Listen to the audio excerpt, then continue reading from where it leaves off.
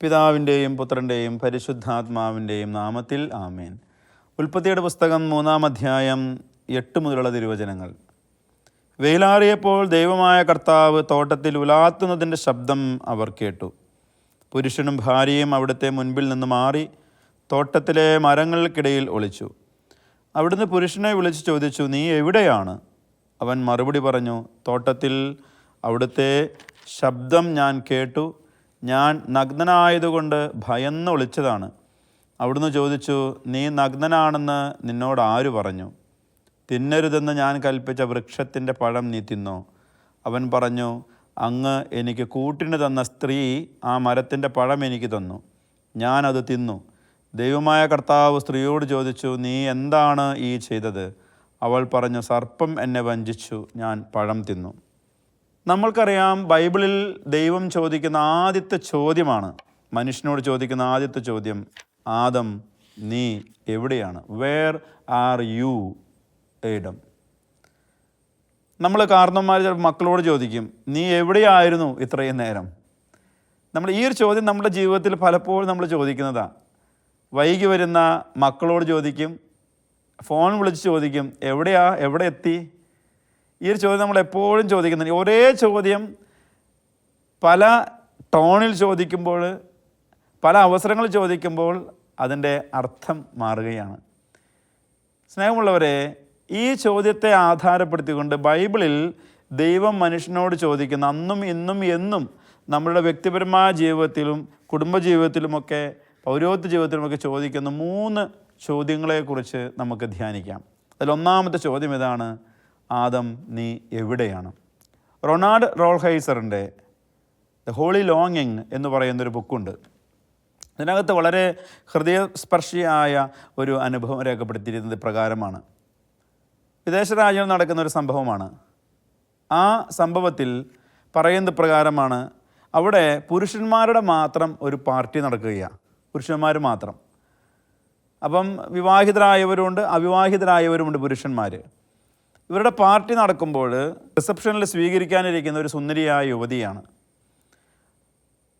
മദ്യമൊക്കെ വിളമ്പുന്നുണ്ട്, dance കളിക്കുന്നുണ്ട്. അപ്പോൾ ആ പാർട്ടിയിൽ പങ്കെടുക്കാൻ പോയ ഒരു വ്യക്തിക്ക്, അയാൾ വിവാഹിതനാണ്, ഈ റിസപ്ഷനിലിരിക്കുന്ന ഈ സ്ത്രീയെ കണ്ടപ്പോൾ ഉള്ളിലൊരു സ്പാർക്ക്, ഒരു ചലനം സംഭവിക്കുകയാണ്. ഇതുപോലെ തന്നെ ഇവൾക്ക് ഇയാളോടും ഒരു സ്പാർക്ക് അനുഭവപ്പെട്ടു. പാർട്ടി മുന്നോട്ട് പോകുന്നു. മുന്നോട്ട് പോയി അവസാനം പാർട്ടിയൊക്കെ തീരാറായി, എല്ലാവരും വീട്ടിലേക്ക് പോകേണ്ട സമയമായപ്പോൾ ഈ യുവതി വന്ന്, റിസപ്ഷനിലിരിക്കുന്ന യുവതി വന്ന് ഇയാളോട് ചോദിക്കുകയാണ്, താങ്കൾ നല്ല സുന്ദരനാണല്ലോ, താങ്കൾക്ക് നല്ല കണ്ണുകളുണ്ടല്ലോ, താങ്കൾ നന്നായി സംസാരിക്കുന്നുണ്ടല്ലോ, ഇയാളോട് പറയുകയാണ്. അപ്പം ഇയാളുടെ മനസ്സിൽ, ഓക്കെ, ഞാൻ ഏതൊരു വ്യക്തിയെയാണോ കണ്ട് ജസ്റ്റ് ഒന്ന് മിണ്ടണമെന്ന് ആഗ്രഹിച്ചത്, ആ വ്യക്തി വന്ന് എന്നോട് സംസാരിക്കുന്നു. അപ്പോൾ ഇയാൾ മറുപടി പറഞ്ഞു, താങ്ക് യു, താങ്കളും നല്ല സുന്ദരിയാണ്, കാണാൻ നല്ല ഭംഗിയുണ്ട്. ഇവിടെ ജോലി ചെയ്യാൻ തുടങ്ങിയിട്ട് എത്ര കാലമായി? അങ്ങനെ ചോദിച്ച് കുറച്ചു നേരം സംസാരം നീണ്ടുപോയി. പാർട്ടിയൊക്കെ കഴിഞ്ഞ് തിരിച്ചു പോകുന്നതിന് മുൻപ് ഇവളോട് ഗുഡ് ബൈ പറയുന്നതിന് മുൻപായിട്ട് ഇയാളോടൊരു ചോദ്യം ചോദിക്കുക, എന്തായാലും നമ്മൾ ഇന്ന് കണ്ട് പരിചയപ്പെട്ടതല്ലേ, നമുക്കൊരുമിച്ച് ഒരു മുറിയെടുത്ത് ഇവിടെ കൂടിയാലോ? റൊണാൾഡ് റോൾഹൈസർ എന്ന് പറയുന്ന എഴുത്തുകാരൻ പിന്നീട് പറഞ്ഞു വയ്ക്കുന്ന പ്രകാരമാണ്, ആ യുവാവ്, വിവാഹിതനായ ആ യുവാവ് ഒരുപക്ഷെ ആ യുവതിയിൽ നിന്ന് ഏറ്റവും കൂടുതൽ ആ ഒരു പ്രത്യേക സാഹചര്യത്തിൽ കേൾക്കാൻ ആഗ്രഹിച്ച ചോദ്യമാണ് അവൾ ചോദിച്ചത്, എന്നാൽ നമുക്കൊരു മുറിയെടുത്ത് ഇവിടെ കൂടിയാലോ? പിന്നീട് കഥ മാറുകയാണ്. ഇയാൾക്കത് ആഗ്രഹിച്ച ചോദ്യം വന്നപ്പോൾ പെട്ടെന്നൊരു വീണ്ടുവിചാരം വരികയാണ്. ആ വീണ്ടുവിചാരം വേറെ ഒന്നുമല്ല, വീട്ടിലുള്ള ഭാര്യ, വീട്ടിലുള്ള മക്കൾ. ഇയാൾ ഇവളോട് പറയുകയാണ്, പെട്ടെന്ന് വിവാഹമോതിരം കാണിച്ചു കൊടുത്തിട്ട് പറയുകയാണ്, ഞാൻ വിവാഹിതനാണ്, എൻ്റെ ഭാര്യയും മക്കളും എന്നെ വീട്ടിൽ നോക്കിയിരിപ്പുണ്ട്, ക്ഷമിക്കണം, എനിക്ക് വീട്ടിലേക്ക് പോയാലേ മതിയാവുകയുള്ളൂ. തെറ്റായ വാക്ക് ചിന്ത എന്നിൽ നിന്ന് വന്നു എന്നുണ്ടെങ്കിൽ ക്ഷമിക്കുക. ഇക്കാര്യം പറഞ്ഞ് ഇദ്ദേഹം വീട്ടിലേക്ക് യാത്രയാവുകയാണ്. സ്നേഹമുള്ളവരെ, പിന്നീട് പറഞ്ഞു വയ്ക്കുന്ന പ്രകാരമാണ്, ഒരു പ്രത്യേക സാഹചര്യത്തിൽ ഒരിക്കലും എത്തിപ്പെടാൻ പാടില്ലാത്ത ഒരു സ്ഥലത്ത് ഇദ്ദേഹം എത്തിപ്പെടുന്നു. ഒരിക്കലും എത്തിപ്പെടാൻ പാടില്ലാത്ത ചില വ്യക്തികളുമായി ഇദ്ദേഹം കൂട്ടുകൂടുന്നു. ഒരിക്കലും എത്തിപ്പെടാൻ പാടില്ലാത്ത ചില ഇടങ്ങളിലേക്ക് ഇയാൾ കടന്നു ചെല്ലുകയാണ്. സ്നേഹമുള്ളവരെ, നമ്മുടെ ജീവിതത്തിൽ വേർ ആർ യു എന്ന് ദൈവം എന്നും ചോദിക്കുന്നുണ്ട്. ഒരുപക്ഷെ നമ്മളോടെല്ലാവരോടും നമ്മളുടെ ദൈവവിളിക്ക് തെറ്റായ രീതിയിലൊക്കെ നമ്മൾ ജീവിക്കുമ്പോൾ, ശരിയാണ്, പാപകരമായ ജീവിതമാണ്, ചിലപ്പോഴൊക്കെ നമ്മൾ വീണുപോകും. അപ്പോഴൊക്കെ ദൈവം നമ്മോട് ചോദിക്കുന്ന ഒരേ ഒരു ചോദ്യമാണ്, ആവർത്തിച്ച് ചോദിക്കുന്ന ചോദ്യമാണ്, നീ എവിടെയാണ്? എന്താണ് ആ ചോദ്യത്തിൻ്റെ അർത്ഥം? നീ ഇപ്പോൾ ആയിരിക്കുന്ന ഇടം നീ ഒരിക്കലും ആയിരിക്കാൻ പാടില്ലാത്ത ഇടമാണ്. അതുതന്നെയാണ് അതിൻ്റെ അർത്ഥം. നീ ഇപ്പോൾ ആയിരിക്കുന്ന ഇടം നീ ഒരിക്കലും ആയിരിക്കാൻ പാടില്ലാത്ത ഇടമാണ്. ലൂക്കായുടെ സുവിശേഷം 22-ാം അധ്യായം അതിൻ്റെ 54 മുതലുള്ള തിരുവചനങ്ങൾ. പത്രോസ് അകലെയായി അവനെ അനുഗമിച്ചു. അടുത്തായി അനുഗമിക്കേണ്ട പത്രോസ് അകലെയായിട്ട് ഈശോയെ അനുഗമിക്കുകയാണ്. അവർ നടുമുറ്റത്ത് തീ കൂട്ടി അതിനു ചുറ്റും ഇരുന്നപ്പോൾ പത്രോസും അവരോട് കൂടെ ഇരുന്നു. അവൻ തീക്കരികെ ഇരിക്കുന്നത് കണ്ട് ഒരു പരിചാരിക സൂക്ഷിച്ചു നോക്കിയിട്ട് പറഞ്ഞു, ഇവനും അവനോട് കൂടെ ഉണ്ടായിരുന്നു. എന്നാൽ പത്രോസ് അത് നിഷേധിച്ച്, സ്ത്രീയെ, അവനെ ഞാൻ അറിയുകയില്ല എന്ന് പറഞ്ഞു. പത്രോസ് അപ്പോൾ അവിടെ ആയിരിക്കേണ്ട വ്യക്തിയല്ല. അവൻ ഗുരുവിനോടൊപ്പം ഒരുപക്ഷെ ആ കുരിശ് വഹിക്കാൻ സഹായിക്കേണ്ട വ്യക്തിയോ ഗുരുവിന് പകരം കുരിശ് വഹിക്കേണ്ട വ്യക്തിയാണ്. അവൻ അവിടെ ആയിരിക്കേണ്ട വ്യക്തിയല്ല. എന്നിട്ട് ഈശോ മുൻപ് പറഞ്ഞ വചനം പിന്നീട് ഓർക്കുകയാണ്. അപ്പോൾ കോഴി കൂവി.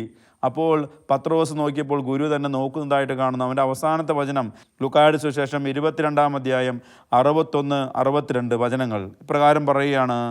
കർത്താവ് പത്രോസിൻ്റെ നേരെ തിരിഞ്ഞ് അവനെ നോക്കി, ഇന്ന് കോഴി കൂവുന്നതിന് മുൻപ് 3 പ്രാവശ്യം നീ എന്നെ നിഷേധിക്കുമെന്ന് കർത്താവ് പറഞ്ഞ വചനം അപ്പോൾ പത്രോസ് ഓർമ്മിച്ചു. അവൻ പുറത്തുപോയി മനം നൊന്ത് കരഞ്ഞു. ഒരിക്കലും പത്രോസ് ഉണ്ടാകാൻ പാടില്ലാത്തൊരിടത്തിൽ പത്രോസ് ആയിരിക്കുന്നു. അവൻ്റെ വിളി മറക്കുന്നു, അവൻ്റെ ഗുരുവിനെ മറക്കുന്നു, ശിഷ്യത്തലവനാണെന്ന് മറക്കുന്നു, അവൻ്റെ അഭിഷേകം മറക്കുന്നു. നമ്മുടെ ജീവിതത്തിലൊക്കെ ഈ ഒരു ബോധവും ഒക്കെ നമുക്ക് വേണം. നമ്മുടെ ഒരു സുഹൃത്ത് വൈദികൻ്റെ ഒരു സഹോദരൻ, അവർക്ക് സഹോദരരുണ്ട്, ഒരു സഹോദരൻ വിവാഹം കഴിച്ചു എന്നിട്ട് ഇവർ സഹോദരർ ഒരുമിച്ചൊക്കെ വല്ലപ്പോഴും പാർട്ടിക്കൊക്കെ പോകുന്നത് സർവ്വസാധാരണമാണ്. അപ്പോൾ വിവാഹം കഴിച്ച് കഴിഞ്ഞ് കുറച്ച് കാലം കഴിഞ്ഞപ്പോൾ 2 സഹോദരർ ഇവനെ വിളിക്കുകയാണ്, എടാ നമുക്ക് ഒരുമിച്ച് ഒന്ന് പുറത്തു പോയി ഭക്ഷണം കഴിച്ചാലോ? അപ്പം ഈ പുതിയതായിട്ട് വിവാഹം കഴിച്ച ആ വ്യക്തി പറയുകയാണ്, ഇല്ല ചേട്ടായി, ഞാൻ വന്നാൽ ശരിയാവില്ല, അവൾ വീട്ടിലുണ്ട്, അപ്പോൾ അവളുള്ളത് കൊണ്ട് നമുക്ക് അവൾ ഒരുമിച്ച് പോകാൻ തുടങ്ങി ഞാൻ വരാം എന്ന് പറയുകയാണ്. ഒരു ബോധ്യമുണ്ട്, അതായത് എന്നെ കാത്തിരിക്കുന്ന ഒരാൾ വീട്ടിലുണ്ട്. ഇവൾ ഒരു പക്ഷേ ഞാനിങ്ങനെ കൂടെ ഭക്ഷണം കഴിക്കാൻ മറ്റു സുഹൃത്തുക്കളോടൊപ്പം ഇവളെ കൂടാതെ പോയി കഴിഞ്ഞാൽ, അല്ലെങ്കിൽ എൻ്റെ കൂടപ്പുറപ്പുകളോടൊപ്പം തന്നെ ഇവളെ കൂടാതെ പോയി കഴിഞ്ഞാൽ അതൊരു പക്ഷേ ബന്ധങ്ങളിൽ വിള്ളൽ വീഴ്ത്തും. അങ്ങനെയാണെന്നുണ്ടെങ്കിൽ ഇവളെ കൂടെ കൊണ്ടുപോയാൽ അതല്ലേ ഏറ്റവും ഉചിതമെന്ന് ചിന്തിക്കാനുള്ള ചിന്ത. സ്നേഹമുള്ളവരെ, ഇത് നമ്മുടെ ജീവിതത്തിലും അനിവാര്യമല്ലേ? ഞാൻ ആയിരിക്കേണ്ട ഇടത്തിലാണോ ഞാൻ ആയിരിക്കുന്നത്? സുവിശേഷത്തിൽ തന്നെ വളരെ മനോഹരമായ 2ാമത്തെ ഒരു ചോദ്യത്തിലേക്ക് നമുക്ക് കടന്നു വരാം. 2ാമത്തെ ചോദ്യം എന്ന് പറയുന്നത് ഹാഗാറിനോട് ദൈവം ചോദിക്കുന്ന ചോദ്യമാണ്. ഉൽപ്പത്തിയുടെ പുസ്തകം അതിൻ്റെ 16-ാം അധ്യായത്തിൽ 8ഉം 9ഉം തിരുവചനങ്ങളിൽ പ്രകാരം ചോദിക്കുകയാണ്. ദൂതൻ അവളോട് ചോദിച്ചു, സാറായിയുടെ ദാസിയായ ഹാഗാറേ, നീ എവിടെ നിന്ന് വരുന്നു, എങ്ങോട്ട് പോകുന്നു? സുപ്രധാനമായ ഒരു 2ാമത്തെ ചോദ്യം.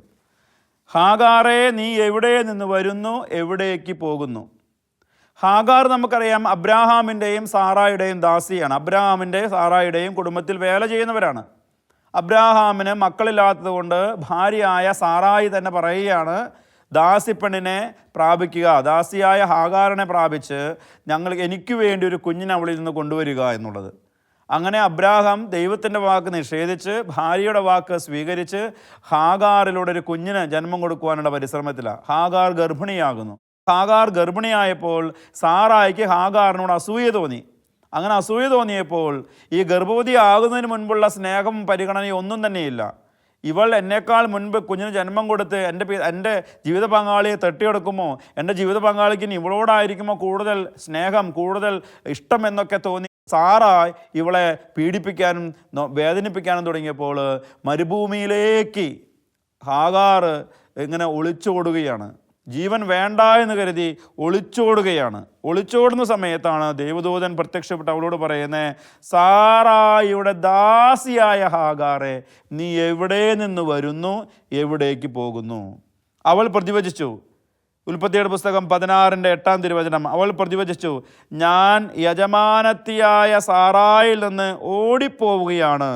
കർത്താവിൻ്റെ ദൂതൻ അവളോട് പറഞ്ഞു, നീ യജമാനത്തിയുടെ അടുത്തേക്ക് തിരിച്ചുപോയി അവൾക്ക് കീഴ്പ്പെട്ട് ഇരിക്കുക.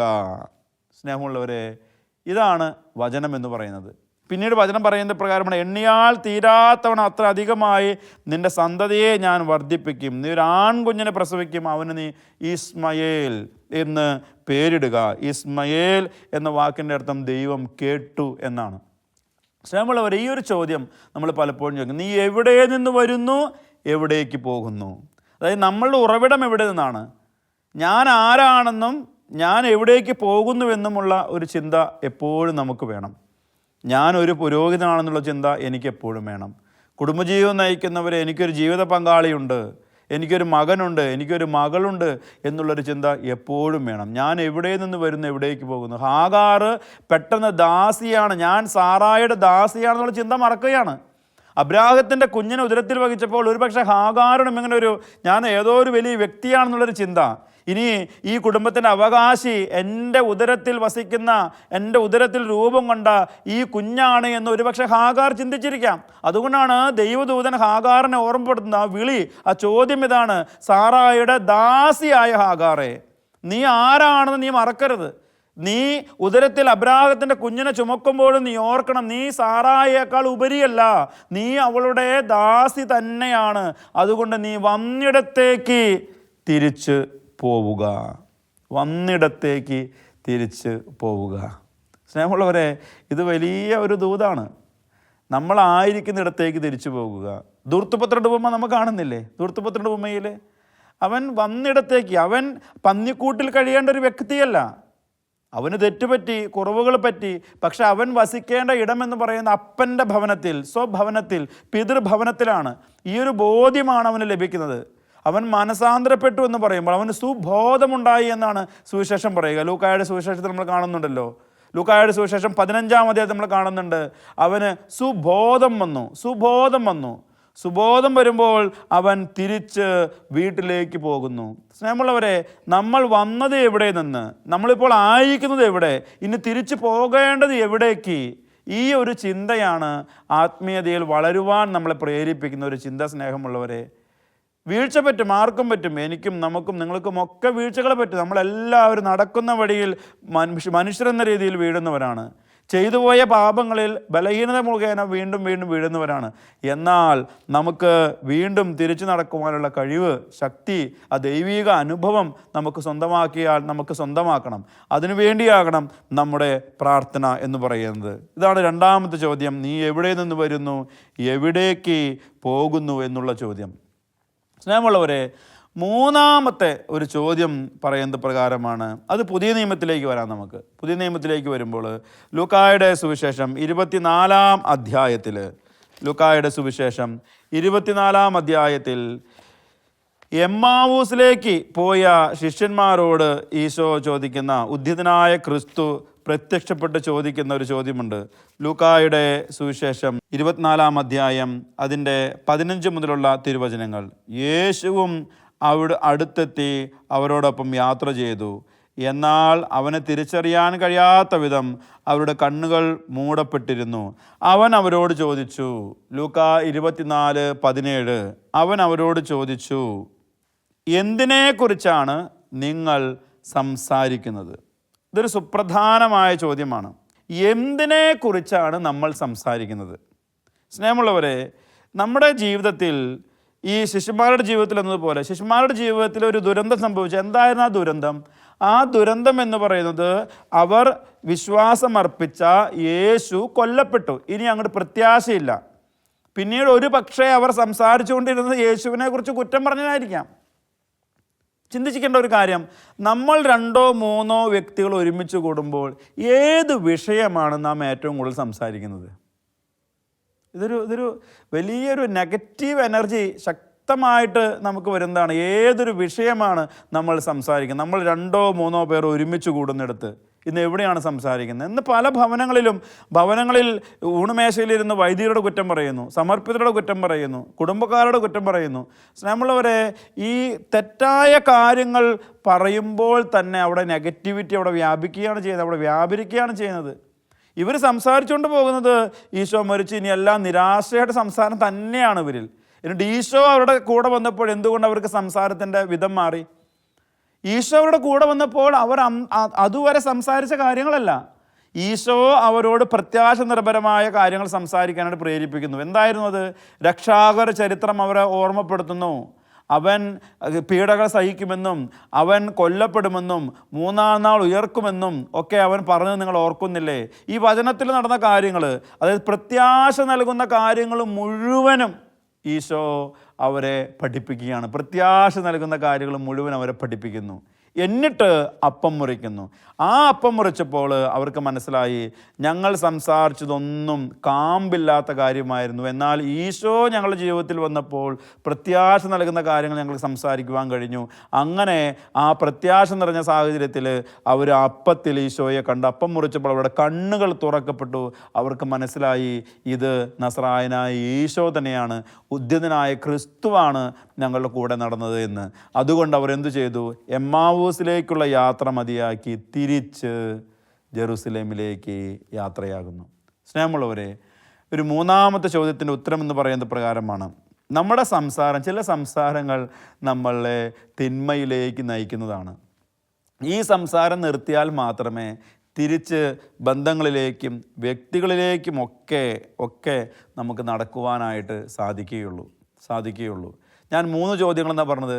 4-ാമത്തെ ഒറ്റൊരു ചോദ്യം കൂടെ നമുക്ക് ഈ തരുണത്തിൽ ചിന്തിക്കാം. 4-ാമത്തെ ഒരു ചോദ്യം എന്ന് പറയുന്നത് യോഹന്നാൻ 13:36, നീ എവിടേക്ക് പോകുന്നു? യേശു പ്രതിവചിച്ചു, ഞാൻ പോകുന്നിടത്തേക്ക് ഇപ്പോൾ എന്നെ അനുഗമിക്കാൻ നിനക്ക് കഴിയുകയില്ല. നീ എവിടേക്ക് പോകുന്നു എന്ന് ഒരു ശിഷ്യൻ യേശുവിനോട് ചോദിക്കുന്നു. ഈശോ പറഞ്ഞ പിന്നീട് ഈശോ തന്നെയാണ് വഴി, സത്യം, മാർഗം എന്നൊക്കെ ഈശോ യോഹന്നാന്റെ സുവിശേഷത്തിൽ പഠിപ്പിക്കുന്നുണ്ടല്ലോ. സ്നേഹമുള്ളവരെ, ഇതേ ചോദ്യം, നീ എവിടേക്ക് പോകുന്നു എന്നുള്ളൊരു ചോദ്യം നമുക്കറിയാം, സഭയുടെ ചരിത്രത്തിൽ ഈശോ പത്രോസിനോട് ചോദിക്കുന്നുണ്ട്. പത്രോസ് യോഹന്നാന്റെ സുവിശേഷം 13-ാം അധ്യായം 36-ാം തിരുവചനത്തിൽ ഈശോയോട് ചോദിച്ച ചോദ്യം സഭയുടെ ചരിത്രത്തിൽ, ബൈബിളിലില്ല എങ്കിലും ചരിത്രത്തിൽ ചോദിക്കുന്നുണ്ട്. ഈശോ പ്രത്യക്ഷപ്പെട്ട് പത്രോസിനോട് ചോദിക്കുന്നു. നമുക്കറിയാം ഇതിൻ്റെ കോണ്ടെക്സ്റ്റ്.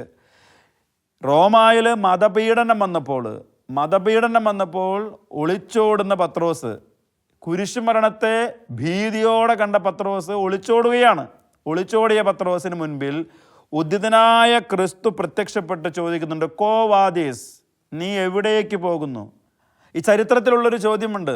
ചരിത്രത്തിലുള്ളൊരു ചോദ്യം പ്രകാരമാണ് പത്രോസ് ഈശോയിനെ കണ്ട് ഈശോയോട് വീണ്ടും ഇതേ ചോദ്യം ചോദിക്കുന്നുണ്ട്. എന്താണ് ആ ചോദ്യം? ഈശോയെ, നീ എങ്ങോട്ട് പോകുന്നു? ഈശോ ഒരു കുരിശു വഹിച്ചുകൊണ്ട് ഇങ്ങനെ നടക്കുന്ന യാത്രയാണ്. പത്രോസ് ഓടിപ്പോകുന്നു, ഈശോ കുരിശു വഹിച്ചുകൊണ്ട് റോമായിലേക്ക് പോകുന്നു. അപ്പോൾ പത്രോസ് ഈശോയോട് ചോദിക്കുകയാണ്, ഈശോയെ, നീ എങ്ങോട്ട് പോകുന്നു? അപ്പോൾ ഈശോ പത്രോസിനോട് പറയുകയാണ്, ഞാൻ നിനക്ക് പകരം ഒന്നുകൂടെ കുരിശിൽ മരിക്കാനായിട്ട് റോമിലേക്ക് പോവുകയാണെന്ന്. സ്നേഹമുള്ളവരെ, പിന്നീട് പത്രോസിന് തിരിച്ചറിവ് ലഭിക്കുകയാണ്. പെട്ടെന്ന് തിരിച്ചറിവ് ലഭിച്ച് പത്രോസ് വീണ്ടും റോമായിലേക്ക് പോയി അവിടെ നമുക്കറിയാമല്ലോ തലകീഴായി കുരിശിൽ കൊല്ലപ്പെടുന്ന രംഗം പിന്നീട് നമ്മൾ കാണുകയാണ്. കോ വാദീസ്, നീ എവിടേക്ക് പോകുന്നു എന്നുള്ളൊരു ചോദ്യം. ഇതേ ചോദ്യം തന്നെ യോഹന്നാന്റെ സുവിശേഷത്തിൽ ഈശോ വീണ്ടും മറ്റൊരു ചോദ്യം ചോദിക്കുന്നുള്ളൂ. ഇതിനോട് ചേർത്ത് വായിക്കാവുന്നതാണ്. നീ എന്നെ സ്നേഹിക്കുന്നുവോ എന്നുള്ളൊരു ചോദ്യം പത്രോസിനോട് ചോദിക്കുന്നുണ്ട്. ആ ചോദ്യം ശരിക്കും പറഞ്ഞു കഴിഞ്ഞാൽ, സ്നേഹിക്കുന്ന പത്രോസ്, രക്ഷാകരമായ ഒരു സ്നേഹമെന്ന് പറയുന്നത് പത്രോസ് എപ്രകാരം മരണത്തിലൂടെയാണ് ഈശോയെ മഹത്വപ്പെടുത്തുന്നത് എന്ന് അർത്ഥമാക്കുന്ന ഒരു ധ്വനിയാണ് ചോദ്യത്തിനുള്ളതെന്ന് സുവിശേഷകൻ തന്നെ സാക്ഷ്യപ്പെടുത്തുന്നുണ്ട്. സ്നേഹമുള്ളവരെ, ഈ ചിന്തകൾ നമ്മൾ അവസാനിക്കുമ്പോൾ ചില ചോദ്യങ്ങൾ നമ്മോട് തന്നെ പലപ്പോഴും ചോദിക്കുന്നത് നല്ലതാണ്. ആത്മീയ ജീവിതത്തിലും കുടുംബജീവിതത്തിലും ഒക്കെ ചോദിക്കുന്നത് നല്ലതാണ്. യോഹന്നാൻ വെളിപാടിൻ്റെ പുസ്തകത്തിൽ പറയുന്നുണ്ടല്ലോ, നിനക്ക് ഒരു കുറവുണ്ട്, പണ്ടുണ്ടായിരുന്ന സ്നേഹം നിനക്ക് ഇല്ല എന്നൊക്കെ വചനം പറയുന്നുണ്ടല്ലോ. നമുക്ക് സുപരിചിതമായ ഭാഗമാണത്, വെളിപാടിൻ്റെ പുസ്തകത്തിലൊക്കെ പറയുന്നത്. നമുക്കിന്ന ദിവസം ഈ 4 ചോദ്യങ്ങൾ ഒന്നുകൂടെ ഒന്ന് ആവർത്തിച്ച് ചോദിക്കുവാനായിട്ട് പരിശ്രമിക്കാം. ഒന്നാമത്തെ ചോദ്യം നമ്മൾ കേട്ടു. ദൈവം ആദത്തിനോട് ചോദിക്കുന്ന, നീ എവിടെയാണ്? നീ എവിടെയാണ്? അതായത് നമ്മൾ ദൈവത്തോടൊപ്പമായിരിക്കേണ്ട വ്യക്തി എവിടെയാണ്? ഒരു പക്ഷേ ഞായറാഴ്ച ദേവാലയത്തിലായിരിക്കേണ്ട സമയത്ത്, പരിശുദ്ധ കുർബാന നടക്കുന്ന സമയത്ത് നീ എവിടെയാണ്? കുർബാന നടന്നുകൊണ്ടിരിക്കുക, ചിലപ്പോൾ പൂമുഖത്തൊക്കെ ഇരുന്ന് മൊബൈൽ നോക്കുന്നത് കണ്ടിട്ടുണ്ട്, പള്ളി മുറ്റത്തൊക്കെ ഇരുന്ന് മൊബൈലിൽ നോക്കുന്നത് കണ്ടിട്ടുണ്ട്. പരിശുദ്ധ കുർബാന നടക്കുന്ന സമയത്ത് തന്നെ അവരോട് ഈശോ ചോദിക്കുന്ന ചോദ്യം ഇതാണ്, നീ എവിടെയാണ്? നീ പള്ളിയിലാണെന്നുള്ളൊരു ബോധ്യം നീ മറക്കരുത്. ദേവാലയത്തിൽ കയറുമ്പോഴൊക്കെ നമുക്ക് എന്തുകൊണ്ടാണ് ഒന്ന് പരിശുദ്ധ പരമദിവ്യകാരുണ്യത്തിന് എന്നൊക്കെ പറയാൻ നമുക്ക് കഴിയാത്തത്? എവിടെയാണ് എന്നുള്ളൊരു ബോധവും നമുക്ക് ഇല്ല. രണ്ടാമത്തെ ഒരു ചോദ്യം ഹാഗാറിനോട് ചോദിക്കുന്നതാണ്, നീ എവിടെ നിന്ന് വരുന്നു, എവിടേക്ക് പോകുന്നു? നമ്മളുടെ ഉറവിടങ്ങൾ നമ്മൾ മനസ്സിലാക്കുക. നമ്മൾ ആരുടെ മകനാണ് മകളാണ് നമ്മൾ മനസ്സിലാക്കുക. നമ്മുടെ ബന്ധങ്ങൾ നമ്മൾ മനസ്സിലാക്കുക. മൂന്നാമത്തെ ഒരു ചോദ്യം, നീ എവിടേക്ക് പോകുന്നു എന്നുള്ള ഒരു ചോദ്യമാണ്. നീ എവിടേക്ക് പോകുന്നു? പത്രോസ് ചോദിച്ചതാണ്. യോഹന്നാൻ 13:36 അതേ ചോദ്യം തന്നെ വീണ്ടും പത്രോസുമായി ബന്ധപ്പെട്ട് ഈശോ ചോദിക്കുന്നുണ്ട്, കോവാദീസ്, നീ എങ്ങോട്ട് പോകുന്നു? പിന്നീട് നാലാമത്തൊരു ചോദ്യമായിട്ട് നമ്മൾ കണ്ടത് ഇപ്രകാരമാണ്, നീ എന്നെ സ്നേഹിക്കുന്നുവോ എന്നുള്ള ഒരു ചോദ്യം. സ്നേഹിക്കുന്നുവോ എന്നുള്ളൊരു ചോദ്യം. സ്നേഹമുള്ളവരെ, ഈ ചോദ്യങ്ങളെല്ലാം നമ്മുടെ ആത്മീയ ജീവിതത്തിൽ കുറച്ചുകൂടെ ഈശോയിലേക്ക് അടുക്കുവാൻ നമ്മെ സഹായിക്കട്ടെ. ദൈവം നമ്മെ സമൃദ്ധമായി അനുഗ്രഹിക്കട്ടെ. നമുക്ക് പ്രാർത്ഥിക്കാം. കർത്താവായ യേശുവേ, ഞങ്ങളുടെ ജീവിതത്തിൽ നിൻ്റെ സ്വരം ശ്രവിക്കുവാനുള്ള കൃപ ഞങ്ങൾക്ക് നൽകണമേ. ഞങ്ങളും വഴിതെറ്റി നടക്കുന്നവരാണ്, വഴിതെറ്റി നടന്ന് ശീലിച്ചവരാണ്. എങ്കിലും നീ ഞങ്ങളെ നേർവഴിക്ക് നയിക്കുവാനായി വചനത്തിലൂടെ സംസാരിച്ചതിനെ ഓർത്ത് നന്ദി പറയുന്നു. ആദത്തിനോട് ചോദിച്ചതുപോലെ, ഹാഗാറിനോട് ചോദിച്ചതുപോലെ, പത്രോസിനോട് ചോദിച്ചതുപോലെ ഞങ്ങളോടും നീ ചോദ്യങ്ങൾ ചോദിക്കണമേ. ഞങ്ങളുടെ ജീവിതം കുറച്ചുകൂടി നിന്നോട് അടുത്തായിരിക്കുവാൻ അപ്പോൾ നിൻ്റെ കൃപയാൽ ഞങ്ങൾ നിറയും. പരിശുദ്ധ അമ്മേ, ലാസലേറ്റ് മാതാവേ, വിശുദ്ധ ഔസേപ്പിതാവേ, സകല മാലാഖമാരെ, വിശുദ്ധരെ ഞങ്ങൾക്കായി മാധ്യസ്ഥം വഹിച്ച് പ്രാർത്ഥിക്കണമേ. നമ്മുടെ കർത്താവ് ഈശോ മിശിഹായുടെ കൃപയും പിതാവായ ദൈവത്തിൻ്റെ സ്നേഹവും പരിശുദ്ധാത്മാവിൻ്റെ സംസർഗവും നാം എല്ലാവരോടും കൂടെ ഉണ്ടായിരിക്കട്ടെ, ഇപ്പോഴും എപ്പോഴും എന്നേക്കും. ആമേൻ.